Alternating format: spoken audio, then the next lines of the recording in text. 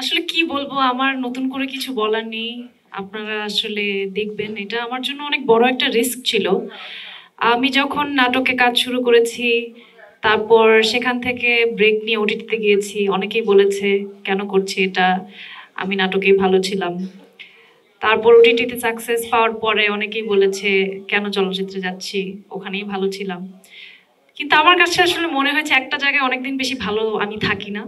আমার নতুন নতুন চ্যালেঞ্জ নিতে খুব ভালো লাগে এবং আমার মনে হয় যে সবসময় নিজেকে কিভাবে নেক্সট লেভেলে নেওয়া যায়, কিভাবে আরো নিজের কাজের ব্যাপ্তি বা নিজেকে পুশ করে এমন জায়গায় নিতে চাই যেখানে আমার মনে হয় যে আচ্ছা ঠিক আছে, আমি আমার সর্বোচ্চ চেষ্টা করেছি আমাদের ইন্ডাস্ট্রিতে ভালো কোনো কাজ করার। তো সবসময় এটাই আমার ধ্যান জ্ঞান, এটাই আমার থাকে ভাবনা।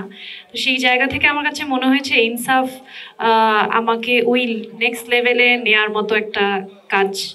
এবং এই কাজটার মাধ্যমে আমি যেটা অ্যাচিভ করতে চেয়েছি, আম, চেষ্টা করেছি সেটাই করার।